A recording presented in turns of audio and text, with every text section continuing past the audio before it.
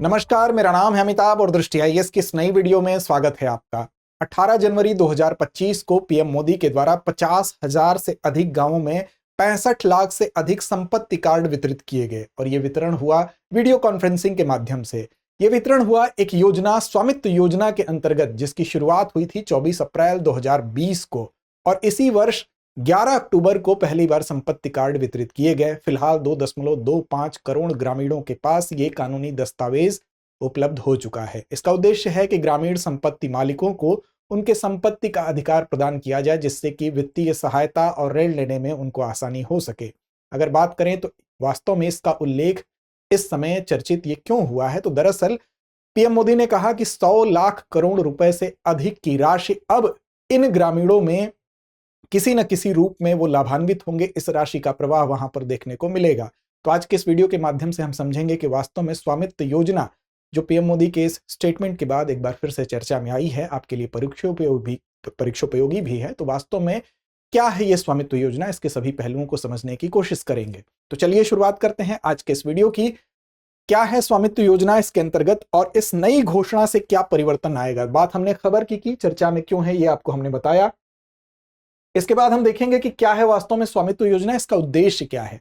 इसके अलावा कार्यान्वयन प्रक्रिया क्या है, कैसे इसका कार्यान्वयन होता है, उस प्रक्रिया को भी समझेंगे। साथ ही ये देखेंगे इसका लाभ क्या है और अंत में एक अभ्यास प्रश्न की तरफ चलेंगे, हमेशा की तरह जिसकी जिम्मेदारी आपके पास होगी। आप जानते हैं कि इसमें एक होगा पीवाईक्यू पे आधारित प्रश्न और दूसरा होगा मेंस परीक्षा के लिहाज से पीवाईक्यू के इंपॉर्टेंस को देखते हुए ये प्रश्न हमेशा हम शामिल करते हैं। तो चलिए शुरुआत करते हैं। साथ ही साथ आपको बता दें कि सामान्य अध्ययन के प्रश्न पत्र 2 से जोड़ के इस खंड को आप देख सकते हैं। खबर चर्चा में क्यों है, तो दरअसल what is the Swamitva scheme to issue property cards in village, who benefits from it and how. अब कौन इससे लाभान्वित होता है और कैसे लाभान्वित होता है, इसी बात को समझेंगे। बेसिक जानकारी आपको बताएगी कि 18 जनवरी को पीएम मोदी ने कहा कि जब स्वामित्व योजना के तहत संपत्ति कार्ड वितरित हो रहे हैं तो इससे हाल ही में अब क्या होगा कि 100 लाख करोड़ रुपए से अधिक की जो आर्थिक गतिविधियां हैं वो शुरू हो सकती हैं। और इन आर्थिक गतिविधियों का लाभ किनको मिलेगा, जिनको इस संपत्ति कार्ड को जिन्होंने धारण किया, और ये धारण करने वाले बेसिकली हमारे ग्रामीण लोग हैं, तो ग्रामीणों को इसका लाभ होगा। और 50,000 से अधिक गांवों में 65 लाख से अधिक संपत्ति कार्ड हाल ही में वितरित किए गए। फिलहाल अब तक इसके लाभान्वित होने वाले लोगों की संख्या 2.25 करोड़ ग्रामीण लोगों को उनके घरों के लिए कानूनी दस्तावेज प्रदान करने के साथ, जिसको हम संपत्ति कार्ड कह रहे हैं, अब इनके लाभान्वितों की संख्या इतनी पहुंच गई है। इसका उद्देश्य क्या है, तो ग्रामीण संपत्ति के मालिकों को उनकी संपत्ति के अधिकार के रूप में एक प्रमाण पत्र देना, जिसको संपत्ति कार्ड हम कह रहे हैं।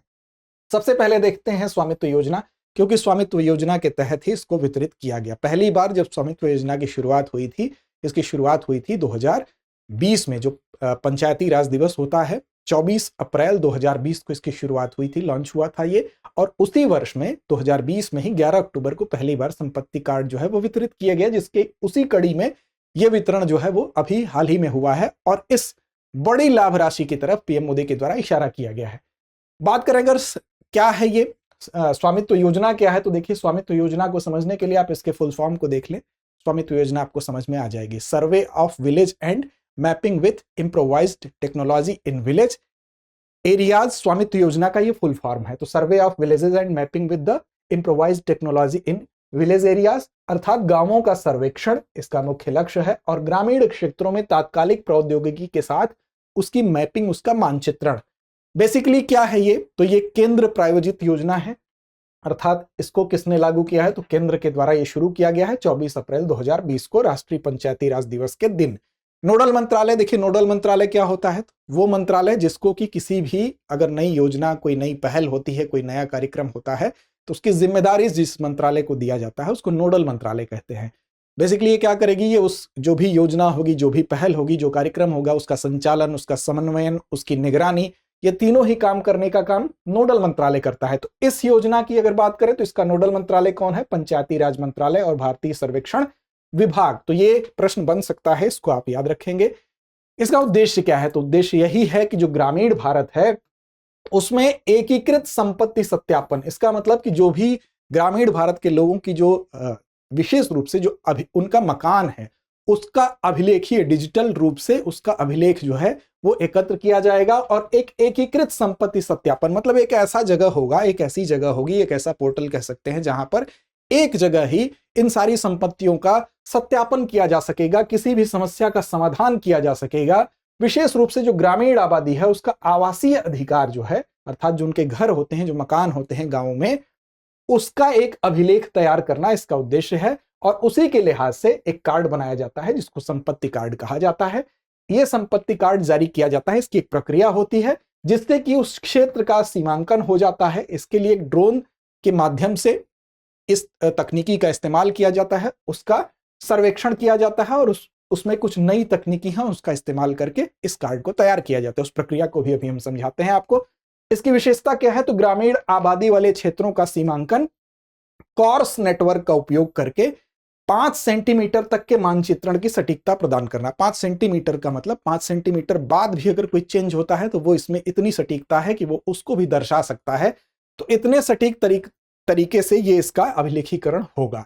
अब देखिए, वर्ष 2021 से 25 के दौरान यह तय हुआ कि पूरे देश में लगभग 6.62 लाख गांवों को इसके अंतर्गत कवर किया जाएगा। इस लक्ष्य को आप याद रखेंगे, 6.62 लाख लक्ष्य रखा गया था 2025 तक। अब संपत्ति कार्ड के अगर नामकरण की बात करें, कितना लक्ष्य प्राप्त हुआ उस पर भी हम आगे चर्चा करेंगे। इसके नामकरण की बात करें तो अलग अलग राज्यों में इसको अलग अलग नामों से जाना जाता है।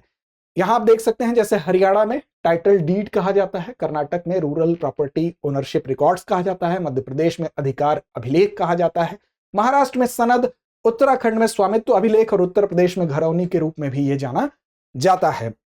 अब बात करते हैं आगे, लेकिन उससे पहले आपके लिए एक सूचना है कि दृष्टि आईएएस मुखर्जी नगर की क्लासेस अब शिफ्ट हो चुकी हैं नोएडा। साथ ही साथ ISGS foundation prelims plus mains course का ऑफलाइन बैच हिंदी मीडियम और इंग्लिश मीडियम दोनों में एडमिशन प्रारंभ हो चुका है। विस्तार से किसी भी प्रकार की जानकारी के लिए आप 8750187501 इस नंबर पर कॉल कर सकते हैं। बात करते हैं अगले पहलू पर। तो देखिए, स्वामित्व योजना का मुख्य रूप से उद्देश्य क्या है? मुख्य परीक्षा के लिहाज से आपके लिए यह खंड महत्वपूर्ण है। तो उद्देश्य की अगर बात करें तो उद्देश्य इसका यही है कि जो संपत्ति का अधिकार है उसके संबंध में प्रावधान करना। कोई भी ग्रामीण निवासी अगर है तो उसकी जो भी संपत्ति है, उसका भी जो भी घर है, उसके अधिकार को सुनिश्चित करने के लिए पहला उद्देश्य तो यही है। दूसरा यह है कि उसको आर्थिक सुरक्षा देना, क्योंकि जब उसको एक कानूनी दस्तावेज के माध्यम से उसके घर के को अभिलेखीय रूप से दर्ज करते हुए उसको जब ये कार्ड प्रदान किया जाता है तो इस कार्ड के माध्यम से वो क्या कर सकता है? उस पर ऋण ले सकता है, उस राशि का इस्तेमाल या अपनी खेती को उन्नत करने में कर सकता है।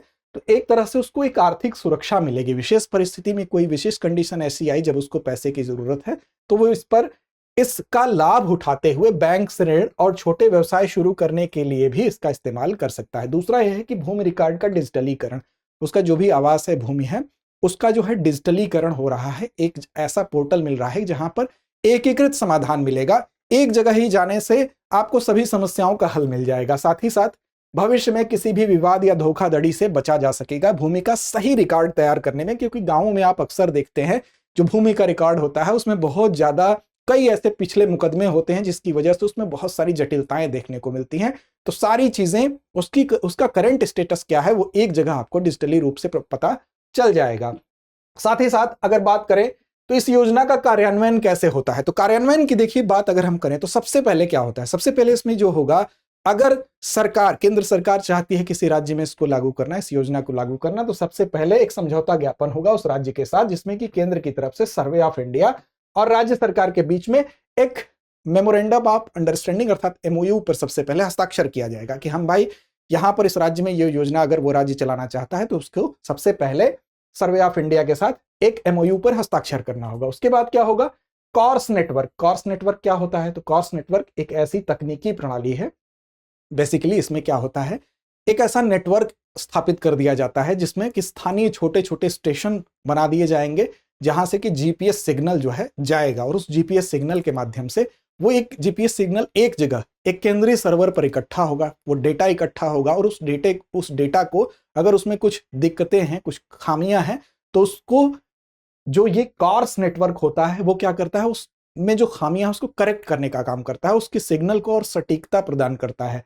तो इसके माध्यम से, इस नेटवर्क के माध्यम से, इस तकनीकी प्रणाली के माध्यम से हम क्या करते हैं, उस जियो रेफरेंसिंग की सटीकता को और बेहतर बनाते हैं और जीपीएस सिग्नल के साथ जुड़े संदर्भ स्टेशन के माध्यम से हम इस डेटा का उपयोग करते हैं। हम कह सकते हैं कि पहले हम इसके माध्यम से, इस नेटवर्क के माध्यम से डेटा कलेक्ट करते हैं। तो उदाहरण के तौर पर अगर देखिए कि एक गांव की सीमाओं का सही माप अगर लिया जा रहा है तो उसमें कॉर्स नेटवर्क का इस्तेमाल किया जाएगा और उसके माध्यम से यह देखा जाएगा कि वो कितना सटीक है, और 5 सेंटीमीटर तक की सटीकता ये प्रदान करता है कॉर्स नेटवर्क, जिससे कि भूमि की सही स्थिति और सीमाएं निर्धारित हो जाती हैं। तो इसकी इंपॉर्टेंस ये है। इसके बाद अगला चरण ये होता है कि गांव का सर्वेक्षण होगा, गांवों की पहचान की जाएगी, मैपिंग के लिए क्षेत्रों का सीमांकन किया जाएगा कि यहाँ यहाँ यहाँ यहाँ ये क्षेत्र है, इसकी मैपिंग होनी है। उसके बाद फिर ड्रोन की सहायता ली जाएगी। हो सकता है कि किसी गांव का एरिया बहुत बड़ा हो तो उसके लिए ड्रोन मैपिंग भी इसमें कारगर उपाय हो सकता है। ड्रोन की सहायता से बड़े एरिया का जो है मानचित्रण कर लिया जाता है। ग्रामीण क्षेत्रों के बड़े पैमाने पर ड्रोन का उपयोग काफी सहयोगी साबित होता है। उसके बाद जीआईएस डेटाबेस के अंतर्गत एक संबंधित 500 स्केल पर नक्शे और जीआईएस डेटाबेस का निर्माण होता है। इसका मतलब ये हुआ कि 1:500 का मतलब ये हुआ कि अब जैसे एक्चुअल में कोई चीज जो है वो 500 सेंटीमीटर की है दूरी, तो उसको नक्शे पर दर्शाया जाएगा 1 सेंटीमीटर। तो ये एक हम कह सकते हैं प्रोपोर्शनल मानक के तौर पर इसको अपनाया जाता है। ठीक वैसे ही जैसे भारत का नक्शा आप देखते हैं कि छोटे से एरिया में भारत के नक्शे को दर्शा दिया जाता है, भारत को पूरे दर्शा दिया जाता है। इसका मतलब ये तो हुआ नहीं कि भारत उतना बड़ा है, तो एक प्रोपोर्शनल एक अनुपात होता है। तो उस अनुपात में इस अनुपात का इस्तेमाल यहां किया गया है 1:500। तो इस स्केल पर अगर 500 सेंटीमीटर है तो उसको मान लिया जाएगा इस मैपिंग में 1 सेंटीमीटर। इसके आधार पर क्या होता है, जो ज्योग्राफिकल इंफॉर्मेशन सिस्टम है, जो प्रणाली है जीआईएस, इसमें भौगोलिक डेटा को कलेक्ट करेंगे, जैसे कि भूमि, संपत्ति, सड़क, नदी आदि को डिजिटल रूप में संग्रहित कर लिया जाएगा। फिर उसका विश्लेषण किया जाएगा और इस डेटाबेस में जो भी नक्शा होगा, तस्वीरें होंगी, भूमि के संबंध में जो भी अन्य जानकारी होंगी वो इसमें इकट्ठी हो जाएंगी। और ये डेटाबेस किसी भी स्थान की सटीक जानकारी और उसकी भौगोलिक स्थिति को क्या करता है, व्यवस्थित रूप से रखता है। अगले चरण में क्या होगा, फिर अगले चरण में जो भी ये डेटा का कलेक्शन हुआ है उसका ग्राउंड वेरिफिकेशन किया जाएगा। गांव में जाके देखा जाएगा कि जो भी डेटा हमने कलेक्ट किया है, जो मानचित्र हमने कलेक्ट किया है, वो एक्चुअल में उसकी क्या कंडीशन है। फिर ग्राउंड वेरिफिकेशन में उसका सत्यापन होगा, उसमें अगर कहीं कोई त्रुटि है तो उसका सुधार किया जाएगा। विवाद, अगर कोई कंडीशन विवादित कंडीशन है तो उसका समाधान कर लिया जाएगा। और फिर लास्ट में क्या होता है, संपत्ति कार्ड प्रदान किया जाता है। जब सारे विवादों का निस्तारण हो जाएगा, सभी चीजें दुरुस्त हो जाएंगी, फिर संपत्ति कार्ड प्रदान किया जाता है। और अंतिम संपत्ति कार्ड ये डिजिटल रूप में भी प्रदान किया जा सकता है या हार्ड कॉपी भी इसके रूप में भी ये दिया जा सकता है। बेसिकली इसकी योजना की अगर बात करें, स्वामित्व योजना की प्रगति की बात करें कि क्या कंडीशन है, तो पायलट प्रोजेक्ट के तौर पर 2020 में इसको 9 राज्यों में लगभग 1 लाख गांवों में इसको लागू किया गया था। फिर इसके कवरेज की अगर बात करें तो 2023-24 जो वित्तीय वर्ष है उसके अंत तक सभी 6.62 लाख गांवों को कवर करने का इसमें लक्ष्य रखा गया था। लेकिन वर्तमान स्थिति क्या है, वर्तमान स्थिति यह है कि उस लक्ष्य को अभी तक प्राप्त नहीं किया जा सका है।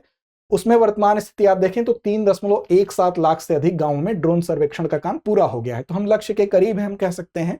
कुछ ऐसे राज्य हैं जहां पर पूरी तरह से सफलता प्राप्त हुई है। उन राज्यों में आप देखिए पुडुचेरी, अंडमान निकोबार द्वीप समूह, त्रिपुरा, गोवा, उत्तराखंड और हरियाणा ऐसे राज्य हैं जहां पर पूर्ण संतृप्ति अर्थात पूरी तरह से सफलता प्राप्त हो चुकी है। तो ये इसकी एक्चुअल कंडीशन है। अब इस योजना के क्या लाभ हैं, तो देखिए सबसे बड़ा लाभ तो यही है कि आर्थिक सशक्तिकरण होगा। अर्थात गांव में अगर कोई व्यक्ति है, उसका अगर मकान है, उसका भू अभिलेख डिजिटल रूप से अगर दर्ज हो गया, उसको अगर संपत्ति कार्ड प्राप्त हो गया तो उस पर ऋण ले सकता है। आपात स्थिति में उस धन का वो उपयोग कर सकता है अपनी कृषि के लिए। अगर आपातकाल में उसको जरूरत है धन की तो उसका इस्तेमाल कर सकता है। तो हम कह सकते हैं कि आर्थिक रूप से किसान जो होगा या ग्रामीण जो व्यक्ति है उसका सशक्तिकरण होगा इस संपत्ति कार्ड का उपयोग करके। जो कैसे होगा, वो बैंक ऋण के माध्यम से हो सकता है और इसका उपयोग अपनी खेती को उन्नत बनाने में भी वो कर सकता है। कानूनी मान्यता, इसका मतलब ये हुआ कि उसका अपना जो आवास है, ग्रामीण आवास है, उसको जो है संपत्ति कार्ड के रूप में हम कह सकते हैं उसको एक कानूनी मान्यता मिलती है। और इतना ही नहीं, इससे दूसरा पक्ष भी अगर हम देखें तो इससे संपत्ति कर संग्रह भी हो सकता है। और जो ग्राम पंचायतें हैं अब इन संपत्ति कार्डों का उपयोग करके अगर उनको लगता है तो उचित कर संग्रह कर सकती हैं और उस कर से प्राप्त होने वाली जो धनराशि होगी उसका इस्तेमाल उस ग्राम के विकास के लिए कर सकती हैं। तो ये इसका उपयोग भी हो सकता है, इस योजना के लाभ भी हो सकते हैं। इसी दिशा में अब ये कहा जा रहा है कि जिन भी लोगों को ये कार्ड वितरित किए गए हैं, अब ये कहा जा रहा है कि 100 लाख करोड़ रुपए से अधिक की आर्थिक गतिविधियां देखने को इस क्षेत्र में मिल सकती हैं। तो ये इनके लिए एक अच्छी खबर हो सकती है। हो सकता है इससे कि हमारे ग्रामीण जो भारत है उसकी तस्वीर बदल सकती है। अंत में आते हैं अभ्यास प्रश्न की तरफ। स्वामित्व योजना की शुरुआत किस दिन हुई थी, आपको ये बताना है। विकल्प आपके सामने है। 15 अगस्त 2020, 24 अप्रैल 2020, 1 जनवरी 2021 या 26 जनवरी 2020। इसके साथ ही एक प्रश्न आपके मुख्य परीक्षा के लिहाज से भी है। स्वामित्व योजना के तहत संपत्ति कार्ड के वितरण की प्रक्रिया को विस्तार से समझाएं और बताएं कि यह ग्रामीण विकास में कैसे सहायक है। तो उम्मीद है आपको ये सेशन समझ में आया होगा। इस प्रश्न का जवाब जरूर दें। लड़ते रहें, अपने लक्ष्य की ओर बढ़ते रहें।